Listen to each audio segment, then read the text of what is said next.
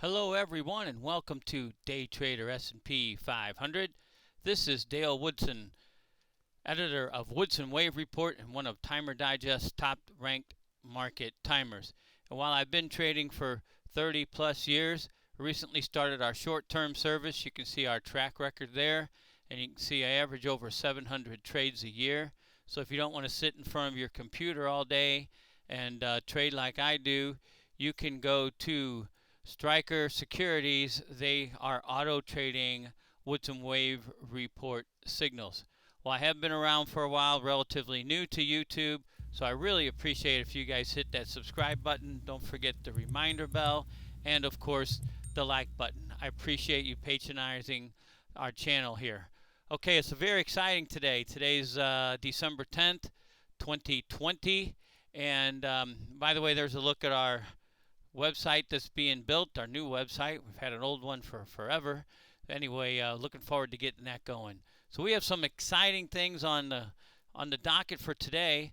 I want to start with the S&P hourly. Well, let's go back a little bit. Hold on here.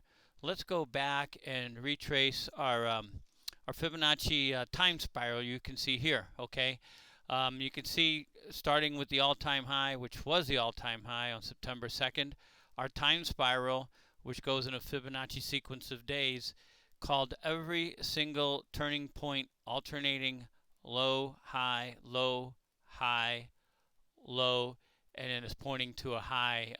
We'll get into that. But it caught all these with a little bit of slippage. You can see the first one on 9/11 had a plus 1 day of slippage.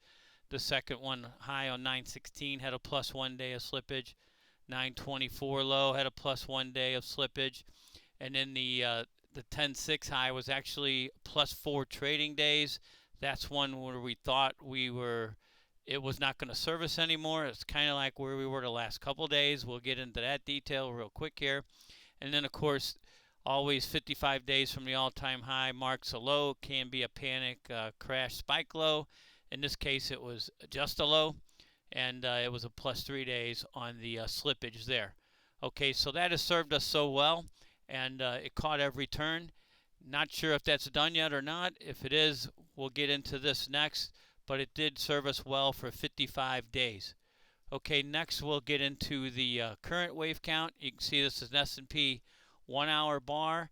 You can see the November, I think it was 9th high there.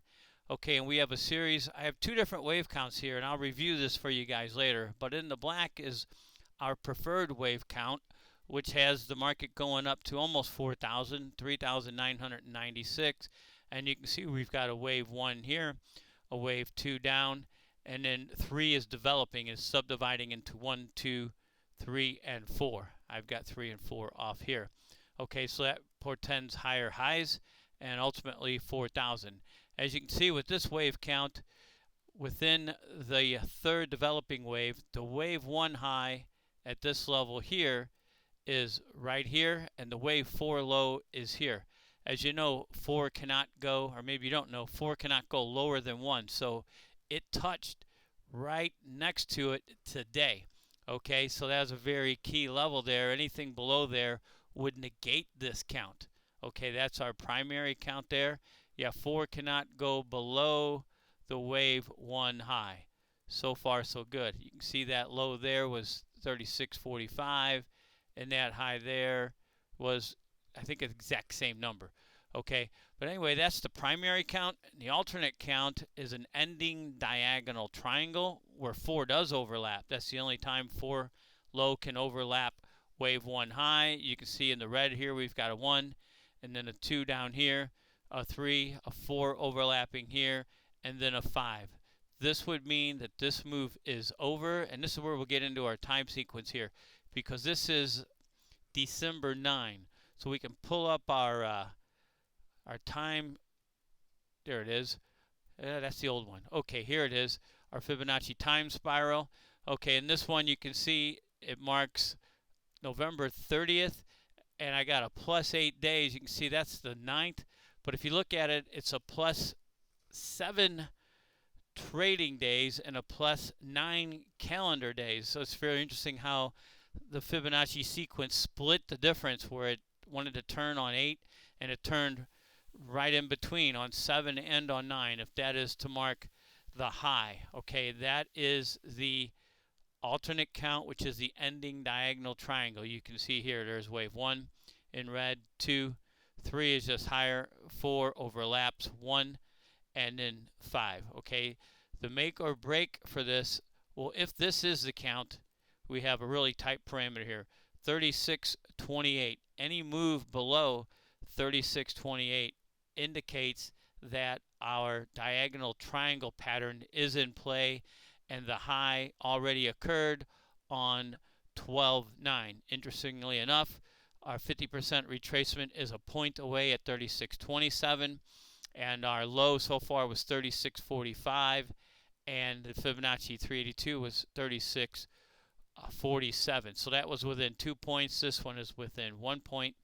So that's our primary and our alternate wave counts. Okay, if the primary count stays intact, then we expect this to move up past the high of yesterday and on to 39.99, or 39.96, I believe it is. Okay, so we're at a crucial part here, and here is that make or break here. Let me get this to you guys here real quick.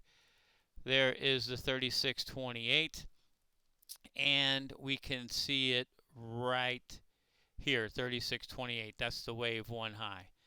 Any break of that, and it tells us that the high of yesterday was probably the end of this move, not just here, but going all the way back. I wonder if I have that here, all the way back to March.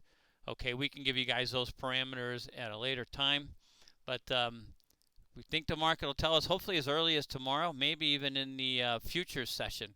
We'll see. Let's see what the futures are doing. Yeah. Oh, they're closed for now, for another half hour while I'm recording this. Okay, we want to touch base with Tesla. Somebody asked, what does a 5 of a 5 of a 5 mean? Well, this is wave 5 of a 5 of a 5 if it's correct, okay? We have, this goes all the way back to, let me get it here for you guys, okay? The 2000, it was even further back than that. There we go. Yeah, this is a long wave count. All the way back here in October of 2019, you can see primary wave 1, wave 2 down, wave 3, and then we have that fourth wave triangle with a flat top and ascending bottom. And when it broke through right here, we knew that we would get a fifth wave up. Okay, so that is the fourth wave. And here you can see the 1, 2, 3, 4, 5 from that October 30th low. Okay. Oh, stick around. I want to tell you guys about the trading pattern too for key reversal day. I wanted to point that out. We had a key reversal day in Tesla a few days ago. It didn't bear out, but the S&P is on it, and so far so good. I'll get into that in just a minute, but I wanted to show you guys this Tesla. There's the E wave of the bottom of the primary wave 4. We have intermediate wave 1 up, 2 down, 3 up, 4 down, and then you can see 5 breaks down into 1, 2, 3, 4, 5. So that's wave 5 of 5 of 5. We should see a correction at a minimum of this 5 wave, well, this 5 wave advance, then this 5 wave advance, and then the entire 5 wave advance. Let me get that in there for you guys. Let's get some targets here, near term and longer term, okay? Let's get over here to our Fibonacci retracement tool. Let me zoom in a little bit. I didn't want to do that. My apologies. Remove that. I want to make this bigger, and then we'll zoom out and get the bigger picture, okay? So here is that 5 wave advance, the most recent one. That is from the December 2nd low. Okay, so if we're just gonna, if Tesla is just going to correct that advance, and we did a Fibonacci extension. Excuse me, guys. Here we go again. One more time. Fibonacci retracement of this 5 wave advance. And you can see we've already gone past the 618 retracement. Okay, so this is the first wave down. This should be the second wave down. We need to see this high hold here in Tesla, which is 654. any move above that, and it just means it continues to go up, okay? So the fact that it moved below this, if it keeps correcting, tells us it's correcting more than this 5-wave advance. So let's look at the 5-wave advance of one greater degree, and that would be that October 30th low. And I want you guys to remember we got a trading of the trading strategy for a key reversal day. Okay, that's coming up in the S&P. Okay, so let's do the Fibonacci retracement of the move up from the October 30th low. And you can see our targets here. We're looking at basically 550, 516, and 484. Okay, that's if it's just correcting this last 5-wave advance. We had the ones for the 5th of 5th. Now this is the 5th of intermediate degree, and then we can get 1 degree higher, which is primary. Let me remove that one. See if we can get this going all the way back. We're going to scrunch that down and get this over here. And it was, well, let's move this a little bit this way. Bear with me while I set this up. I like to have a good clear picture. Okay, there we are back there. So let's get that Fibonacci retracement. Okay, it's there. And this might not be exactly accurate. I have to zoom in and get it, but if Tesla corrects this entire 5-wave advance from the October of 2019 lows, we're looking at a target price of 420, another one 50% at 349, and another one at 278. And that fits in well because normally what it'll do is it'll correct back into the price area of the previous 4th wave, which you can see is from this high here at 503 and all the way down through in here at 330. So that would be ideal if it would contract or retrace back to 420 or 349. Okay, otherwise, what else would Tesla on to new highs? Let's get to the trading strategy for the key reversal day. Okay, and I have it here for you guys, and this directly relates to the S&P. And let me just show you here real quick on the S&P.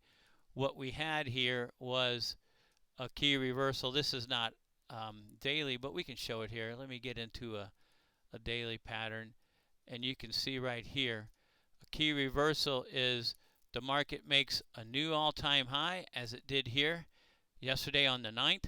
Okay, there's a new all-time high, and it closes below the previous day's low.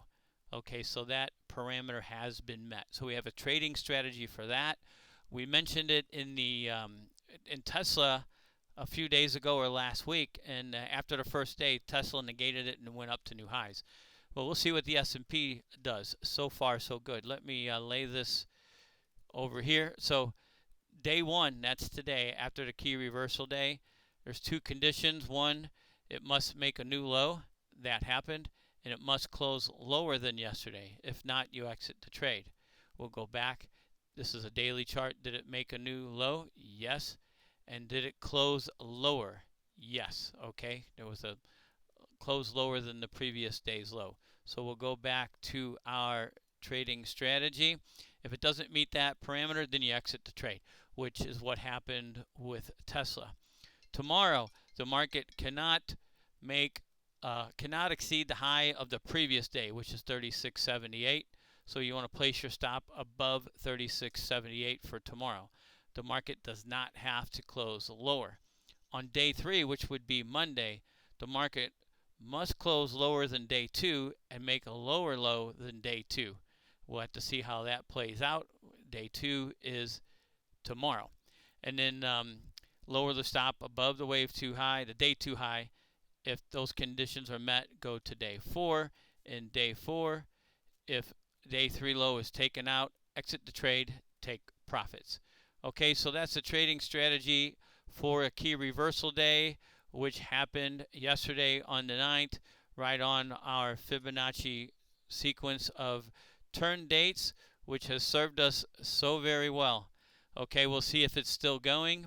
And this one shows there all the numbers we need to worry about. There's where it went right there today, and it held above that wave, and now we got to see the make or break is 36.28, okay, which is 1 point away from the ideal 50% retracement. Hopefully this stuff works itself out one way or the other. This is the price and time paradigm. The paradigm for time says the high happens on 12.9. The paradigm for price on the preferred count says 39.96. We wait for the market to reveal itself. We'll position ourselves accordingly. Thanks again, everyone, and take care.